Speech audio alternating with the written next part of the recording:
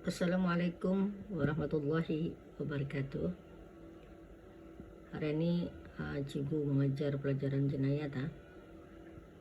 Sebenarnya hari ini pelajaran haji, oleh kerana haji sudah habis tajuk yang dipelajari, jadinya cikgu cuba menghabiskan lagi pelajaran jenayat.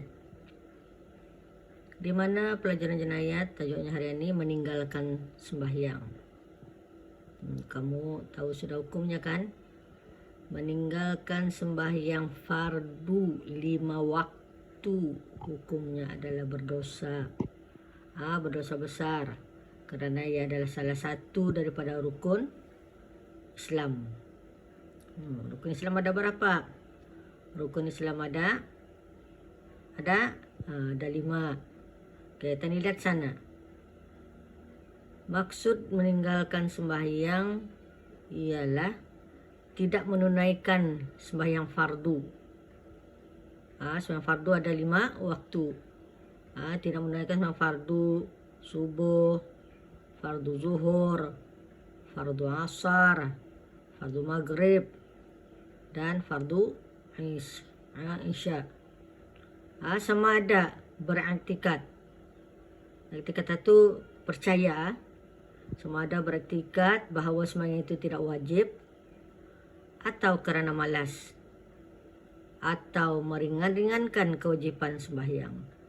Artinya ia tidak menunaikan sembahyang fardu itu sama ada ia percaya bahawa sembahyang itu tidak wajib. Iktikad itu kepercayaan. Kemudian ataupun ia hendak sembahyang itu kerana ia malas. Ataupun ia hendak sembahyang itu kerana ia menganggap ringan saja kewajipan sembahyang ini.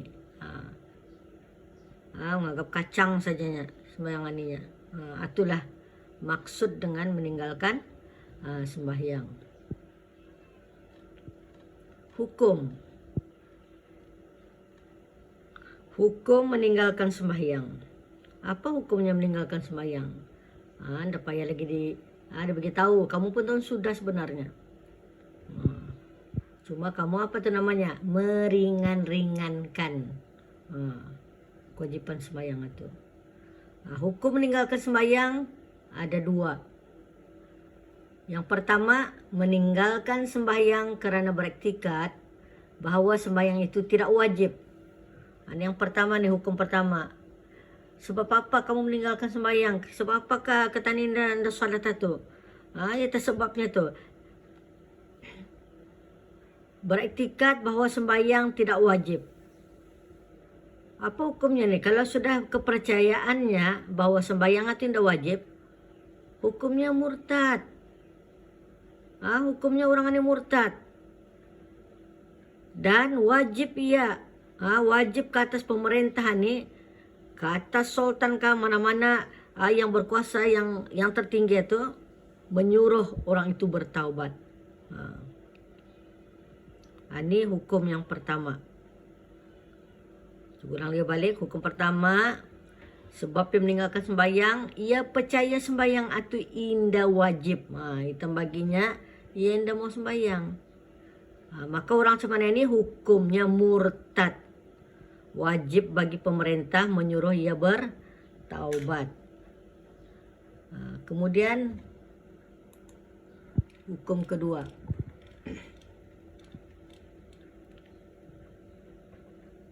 Hukum kedua, meninggalkan sembahyang itu kerana malas atau meringan-ringankan kewajipan sembahyang. Ada 2 ni yang hukum kedua ni. Satu, pasal yang malas. Reasonnya malas. Yang kedua, pasal yang meringan-ringankan kewajipan sembahyang. Lalai lah tu lalai.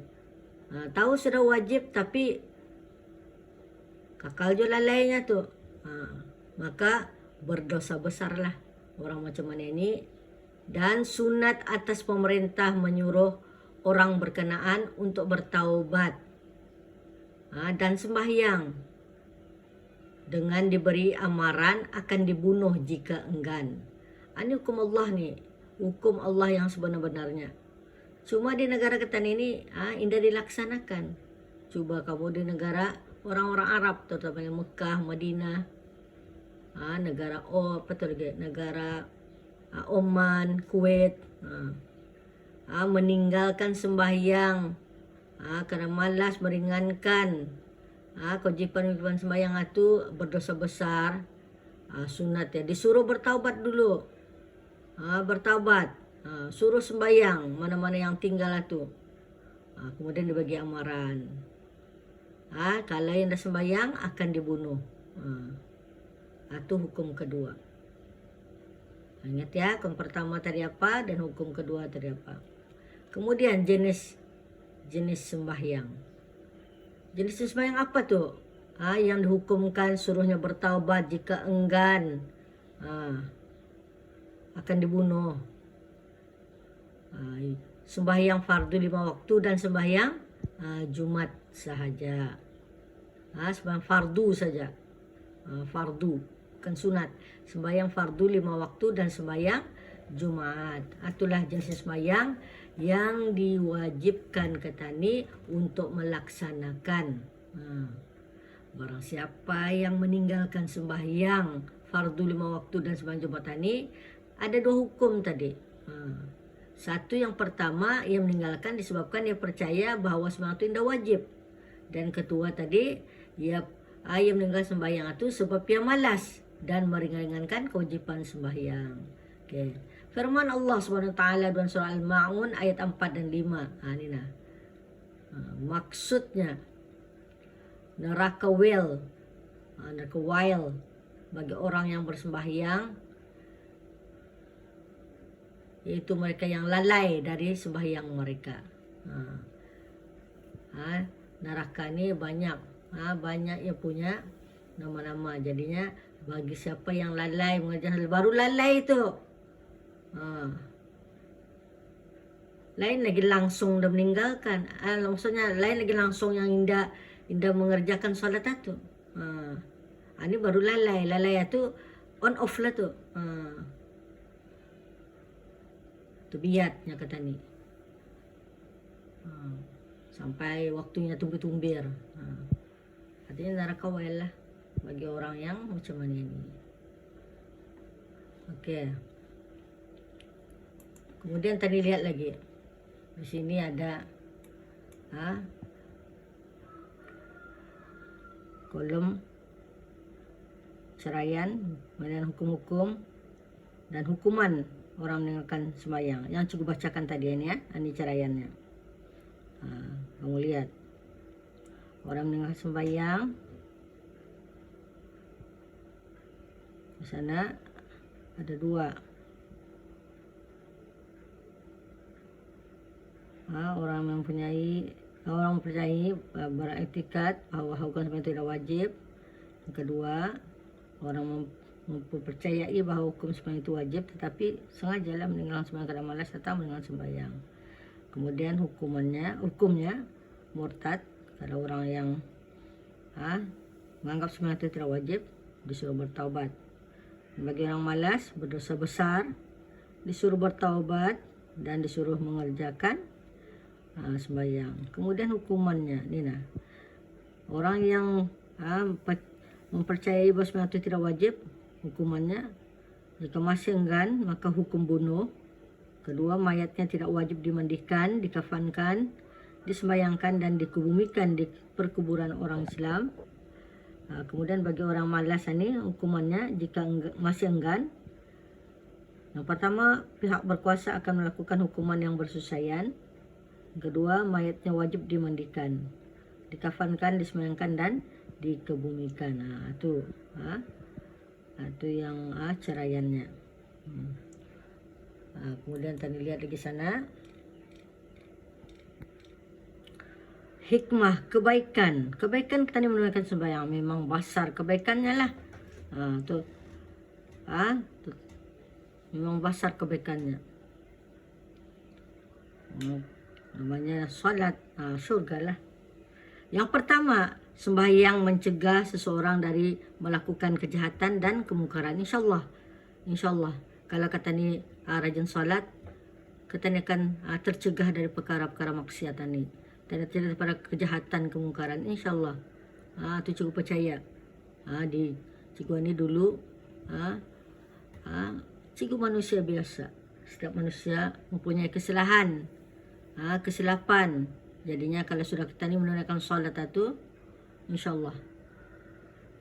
Yang kedua, sembahyang sebagai tanda manusia mengenal dan bersyukur kepada Allah Subhanahu Wa Taala. Kalau kita ni solat, kita ni akan merasa, kita akan kenal. Kita sebagai manusia itu akan merasa bersyukur kepada Allah. Setiap kita solat, kita akan bersyukur, ya Allah, terima kasih Allah kerana kau masih menghidupkan aku. Cuba akan merasa tu macam tu. Apa tadi kamu kalau kamu menunaikan solat, rasa tu banyak. Dia dapat jarang dicakapkan. Cuma kita bersyukur saja kita ni dapat hidup, dia bagi nyawa. Yang ketiga, merasakan dirinya hamba kepada Allah Subhanahu Wa Taala. Dan kita ni tahu juga, kita akan merasa kita ni cuma hamba, diciptakan oleh Allah, sebagai makhluk Allah. Kita akan sadarlah diri kita ni siapa. Dan yang keempat, sembahyang mendidik manusia supaya taat, amanah dan berdisiplin. Itu di antaranya hikmah menunaikan sembahyang. Dan bagi akibat orang meninggalkan sembahyang. Di antara akibat meninggalkan sembahyang, yang pertama, tidak mendapat perlindungan Allah SWT. Yang kedua, tanda-tanda orang kufur tu, kerana solat itu. Dan yang ketiga, ketika hendak mati, ia terasa sangat dahaga. Dan lapar. Itulah tanda-tanda tu orang hampir mati, yang hendak mati. Kalau dahaga, itu tanda-tanda orang akibat meninggalkan sembahyang lah, ataupun lapar. Okey. Kemudian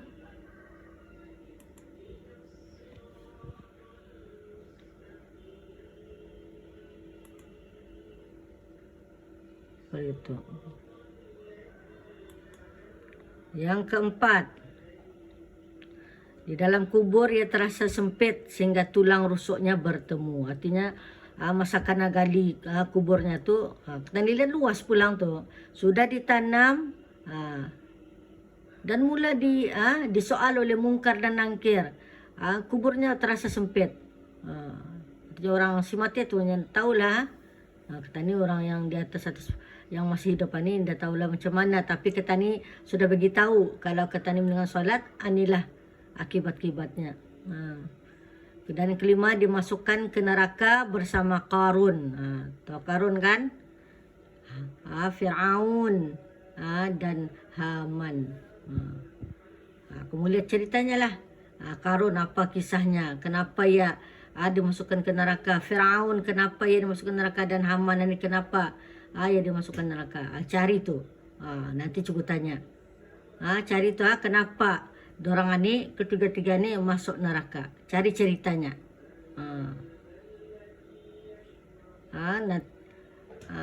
Kemudian ringkas saja kenapa Qarun ni, pasal yang ni, kenapa Firaun ni, pasal ini, dan Haman ni. Cari ceritanya, kemudian antara cikgu. Siapa ada cikgu? Sama ada voice note kamu ataupun type. Tapi yang paling cepat voice note lah. Okey. Sampai sana dulu. Tajuk meninggalkan sembahyang.